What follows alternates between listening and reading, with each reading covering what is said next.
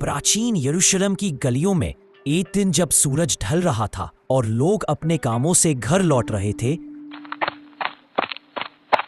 तब एक शांत और दिव्य चेहरा आहिस्ता आहिस्ता लोगों के बीच से गुजर रहा था।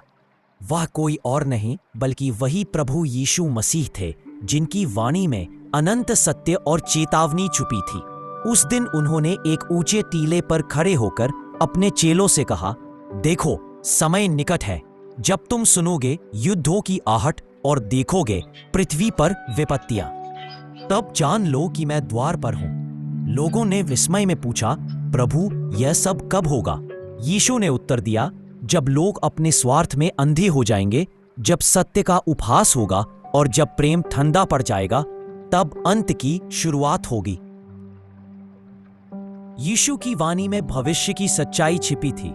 उन्होंने कहा, जैसे नूह के दिनों में लोग खाते पीते विवाह करते रहे और अचानक प्रलय आ गई, वैसे ही मनुष्य के पुत्र का आगमन होगा। परंतु लोगों ने हंसी उड़ाई।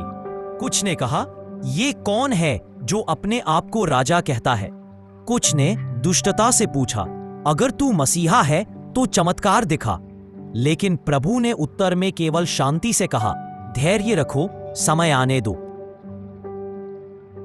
एक दिन प्रभु यीशु ने एक दृष्टांत सुनाया। एक किसान अपने खेत में बीज बोता है। कुछ बीज अच्छे भूमि में गिरते हैं और फल देते हैं, पर कुछ कांटों में गिरते हैं और मर जाते हैं। ऐसे ही है मेरे वचन, जिन्हें सुनकर आत्मा जाग जाती है, वही जीवन पाएंगे। यीशु की चेतावनी स्पष्ट थी, जागो, क्योंकि ना तो तुम दिन जानते हो ना घड़ी। जैसे चोर रात में आता है, वैसे ही मनुष्य का पुत्र आएगा।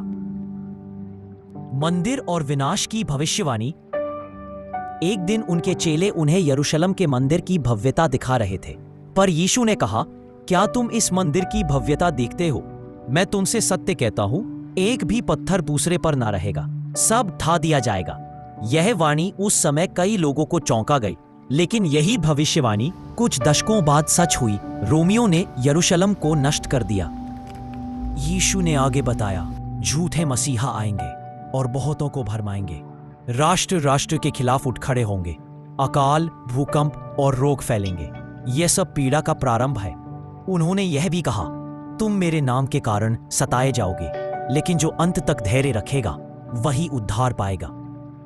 अपने घर को सजाओ। यीशु ने एक दृष्टांत में कहा, 10 कुंवारियां थीं, 5 बुद्धिमान और 5 मूर्ख। बुद्धिमानों के पास तेल था, लेकिन मूर्खों के पास नहीं।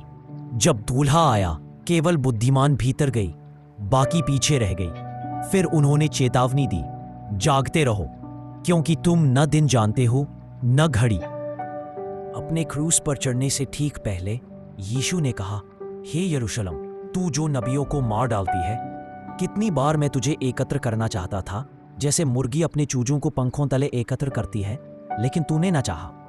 यह चेतावनी केवल यरूशलेम के लिए नहीं थी, बल्कि पूरे मानव जाति के लिए थी। उन्होंने कहा, मैं फिर आऊंगा, और इस बार न्याय के साथ। यीशु की चेतावनी आज के समय में। आज जब हम चारों ओर देखें, युद्ध, हिंसा, झूठ, भ्रष्टाचार, विश्वासघात, सब कुछ वैसा ही हो रहा है जैसा यीशु ने बताया था। लोग अपने स्वार्थ में डूबे हैं, प्रेम कम होता जा रहा है और सत्य को झूठ में बदला जा रहा है। यीशु की चेतावनी आज भी उतनी ही प्रासंगिक है जितनी 2000 साल पहले थी। यीशु ने कहा था, यदि मेरे चेले चुप हो जाएं, तो पत्थर चिल्लाएंगे। यही चेतावनी आज भी हम सबको दी गई है।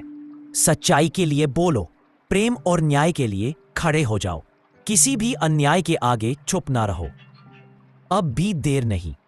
यीशु ने कहा, देखो, मैं द्वार पर खड़खड़ा रहा हूं। जो सुनकर द्वार खोलेगा, मैं उसके पास आऊंगा। यह परंतु दयालु भी, जो पश्चाताप करता है, उसे वह क्षमा करते हैं। आज भी समय है। चेतावनी दी जा चुकी है। भविष्यवाणियां पूर्ण हो रही हैं। प्रभु का पुनः आगमन निश्चित है। प्रश्न यह नहीं कि क्या यीशु आएंगे, प्रश्न यह है, क्या तुम तैयार हो? यीशु की चेतावनी हर दिल के लिए है, हर आत्मा के लिए है। आज तुम्हारे पास अवसर है। प्रभु की ओर मुड़ो, सत्य को ग्रहण करो और जीवन को चुनो। यीशु मसीह की चेतावनी केवल डराने के लिए नहीं, बल्कि जगाने के लिए है। प्रेम की पुकार है यह, जीवन का निमंत्रण है यह। क्या तुम सुन रहे हो दोस्तों? आपको ये वीडियो कैसा लगा? अपने विचार हमें कमेंट्स में जरूर बताएं। वीडियो को लाइक करें, शेयर करें और हमारे चैनल को सब्सक्राइब करना ना भूलें।